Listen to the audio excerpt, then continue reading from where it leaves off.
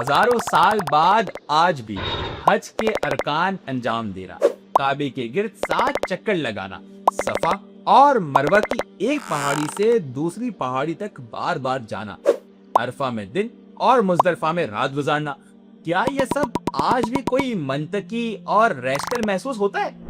क्यों इन इबादतों को अंजाम देने के लिए इंसान लाखों रुपए खर्च कर दे?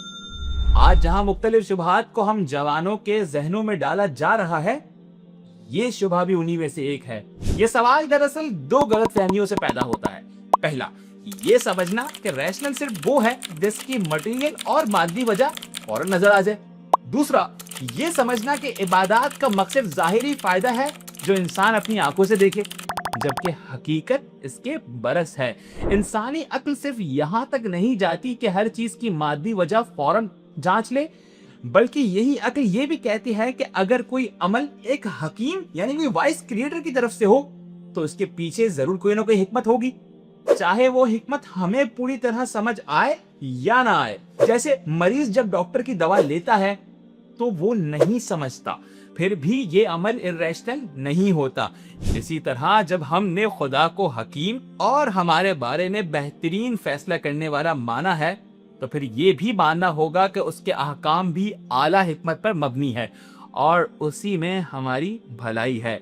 खुदा की अताअत के लिए किसी वजह और सबब की जरूरत नहीं होनी चाहिए, लेकिन इसके बावजूद भी अगर कोई इन अहकाम की थोड़ी बहुत हिकमत समझना चाहता है तो बहुत वाज़े अंदाज में महसूस कर सकता है। हाँ, एक शर्त यह है कि दिलों से गुबार को साफ करना होगा। हज का अहम तरीन रुकन तवाफ यानी काबे के गिर्द घूमना हकीकत में ये समझाता है कि इंसान की जिंदगी का मरकज अल्लाह है, यानी कायनात एक मरकज के गिर्द चल रही है जिसे खुदा कहा जाता है। सही, यानी सफा और मरवा के दरमियान दौड़ना जाहिरी तौर पर एक दौड़ महसूस होती है, लेकिन हकीकत में ये जनाब हाजरा सलामुल्लाह अलैहा की स्ट्रगल की याद दिलाती है और इंसान को सिखाती है कि इंसानी जिंदगी की कोशिश और मेहनत खुदा की खातिर होनी चाहिए। हकीकी कामयाबी इसी कोशिश में है जो खुदा के कुर्ब की खातिर की जाए। अरफात में वकूफ जाहिरी तौर पर एक खुले मैदान में परवरदिगार से राजो न्यास करता है,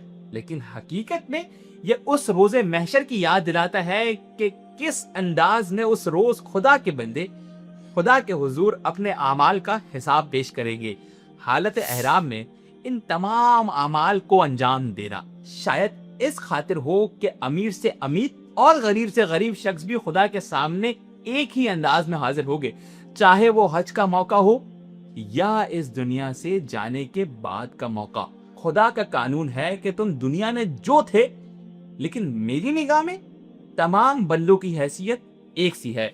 इस अंदाज से हज की इबादत मुख्तलिफ लिहाज से इंसान की तरबियत का जामिन बन जाता है। हज सब्र सिखाता है, नज़्म ज़ब्त सिखाता है, बराबरी सिखाता है, इंसान की ईगो और अना को खत्म करता है, और ये सब चीजें इंसानी अक्ल भी तस्लीम करती है। अगर ये इर्रेशनल होता तो सवाल ये है कि क्यों इसके बाद कई लोगों की जिंदगियां बदल जाती है? हजारों साल से करोड़ों लोग इसे क्यों मीनिंगफुल समझते हैं? क्या ये एतराज़ात हमें मटीरियलिस्टिक अप्रोच के जाने ले जाने के लिए तो नहीं पेश किए जा रहे? Think it that. दुआ करते हैं परवरदिगार हमें भी हज बैतुल्लाह की सआदत नसीब करे और हमारा नाम भी हज के आज़मीन में लिख दे, ताकि हम भी उसके हुजूर इन इबादत को अंजाम दे सके।